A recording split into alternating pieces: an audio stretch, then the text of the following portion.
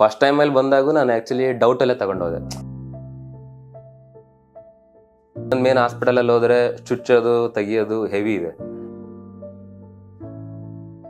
Over ಆಗಿ ಅಂದ್ರೆ ಈಗ ICU-ನಲ್ಲಿದ್ದವರು ಅಡ್ಡಾಡಕ್ಕಾಗಲ್ಲ ಅಂದ್ರೆ ಈಗ ಆರಾಮಾಗಿ ಅಡ್ಡಾಡ್ತಿದ್ದಾರೆ, ಊಟ ಮಾಡ್ತಿದ್ದಾರೆ, ಅವರಷ್ಟಕ್ಕೆ ಅವ್ರು ಇದ್ದಾರೆ, ಆರಾಮಾಗಿದ್ದಾರೆ, ಒಬ್ಬರ ಮೇಲೆ ಡಿಪೆಂಡ್ ಆಗದಂಗೆ. ಈಗ ಲಾಸ್ಟ್ ಟೈಮ್ ವಿಡಿಯೋ ಕಾಲ್ ಮಾತಾಡಿದಾಗ ಕೂಡ ಅದನ್ನೇ ಹೇಳಿದ್ರು, ಇವಾಗ ಸ್ವಲ್ಪ ಬಾಯಿ ರುಚಿ ಸಿಗ್ತಿದೆ ಅಂತ ಹೇಳ್ತಿದ್ದಾರೆ ಅವರು.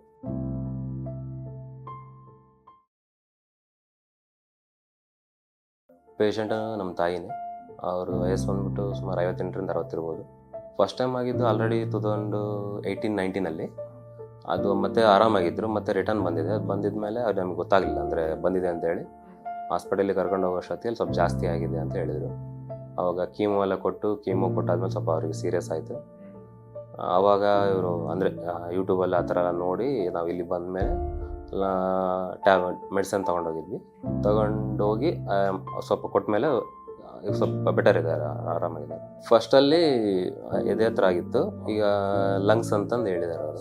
ಸರ್ಜರಿ ಆಗಿತ್ತು, ಕೀಮೋ ಆಗಿತ್ತು, ರೇಡಿಯೇಷನ್ ಆಗಿತ್ತು, ಎಲ್ಲ ಆಗಿತ್ತು. ಅವಾಗ ಆರಾಮಾಗಿದ್ರು. ಆವಾಗಿಂದ ಮತ್ತೆ ಈಗ ರೀಸೆಂಟ್ ಲಾಸ್ಟ್ ಜನವರಿಯಲ್ಲೇ ಮತ್ತು ಜನವರಿ-ಫೆಬ್ರವರಿಯಲ್ಲೇ ನಮ್ಗೆ ಗೊತ್ತಾಗಿದ್ದು ಮತ್ತೆ ರಿಟರ್ನ್ ಬಂದಿದೆ ಅಂತೇಳಿ. ಸಿಂಟಮ್ಸು ಜಾಸ್ತಿ ಕೆಮ್ಮು, ನಡೆದಾಡಿದರೆ ಆಯಾಸ ಆಗೋದು, ಆ ಥರ ಅವರಿಗೆ ಸಿಂಟಮ್ಸ್ ಸ್ಟಾರ್ಟ್ ಆಗೋದು. ಫಸ್ಟಲ್ಲಿ ಹೋದಾಗ ಅವರು ಲಂಗ್ಸಲ್ಲಿ ವಾಟ್ರ್ ಇದೆ ಅಂತ ಹೇಳಿದರು. ಅದನ್ನ ವಾಟ್ರೆಲ್ಲ ತೆಗೆದಾದ್ಮೇಲೆ ನಾರ್ಮಲ್ ಹಾಸ್ಪಿಟಲ್ ಹೋಗಿದ್ವಿ. ಅದು ತೆಗೆದಾದ್ಮೇಲೆ ಹೇಳಿದ್ರು ಅವರು, ನೀವು ಎಲ್ಲಿ ತೋರಿಸ್ಕೊಂಡಿದ್ರು ಅಲ್ಲೇ ರಿಟರ್ನ್ ಹೋಗಿ ಅಂತ. ಅಲ್ಲಿ ಹೋದ್ಮೇಲೆ ಅವ್ರು ಮತ್ತೆ ರೇಡಿಯೇಷನ್ನು ಒಂದು 3 ಕೀಮೋ ಕೊಟ್ಟಾದ್ಮೇಲೆ ಸ್ವಲ್ಪ ಅವ್ರ ಕಂಡೀಷನ್ ಸೀರಿಯಸ್ ಆಗಿತ್ತು. ಮತ್ತು ಕೊಡೋದು ಕ್ರಿಟಿಕಲ್ ಆಗುತ್ತೆ ಅಂತ ಹೇಳಿದ್ಮೇಲೆ ನಾವು ಇಲ್ಲಿ ಬಂದಿದ್ವಿ. ಏನೋ ಹಬ್ಬಕ್ಕೋ ಇಲ್ಲ ಮದುವೆಗೆ ಹೋದರೆ ಎಲ್ಲೆಡಕ್ಕೆ ಬಿಟ್ಟರೆ ನಾರ್ಮಲ್ಲಾಗಿ ಡೈಲಿ ಆ ಥರ ಇಲ್ಲೇ ಇಲ್ಲ. ಈಗ ಬಂದು 3 months ಆಯಿತು. ಇದು ಸೆಕೆಂಡ್ ಟೈಮ್ ಬರ್ತಿರೋದು. ಫಸ್ಟ್ ಟೈಮಲ್ಲಿ ಬಂದಾಗೂ ನಾನು ಆ್ಯಕ್ಚುಲಿ ಡೌಟಲ್ಲೇ ತಗೊಂಡೋದೆ.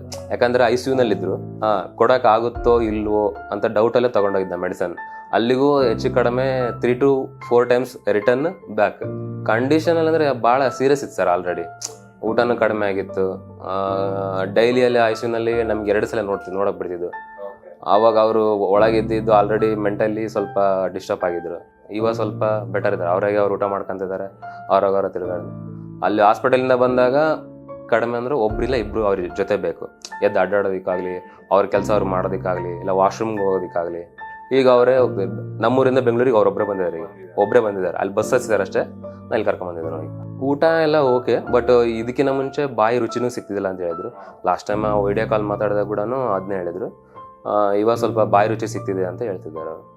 ಓವರ್ ಆಗಿ ಅಂದ್ರೆ ಈಗ ICU-ನಲ್ಲಿದ್ದವರು ಅಡ್ಡಾಡಕ್ಕಾಗಲ್ಲ ಅಂದ್ರೆ ಈಗ ಆರಾಮಾಗಿ ಅಡ್ಡಾಡ್ತಿದ್ದಾರೆ, ಊಟ ಮಾಡ್ತಿದ್ದಾರೆ, ಅವರಷ್ಟಕ್ಕೆ ಅವ್ರು ಇದ್ದಾರೆ, ಆರಾಮಾಗಿದ್ದಾರೆ, ಒಬ್ಬರ ಮೇಲೆ ಡಿಪೆಂಡ್ ಆಗದಂಗೆ. ಈಗ ನೋಡಿ ವಿಸಿಟ್ ಮಾಡಿ ಒಂದ್ಸಲಿ. ಫೋರ್ಸಬಲಿ ಇಲ್ಲ, ನನ್ನ ಒಪಿನಿಯನ್ ನಾನು ಹೇಳಿದ್ದೀನಿ.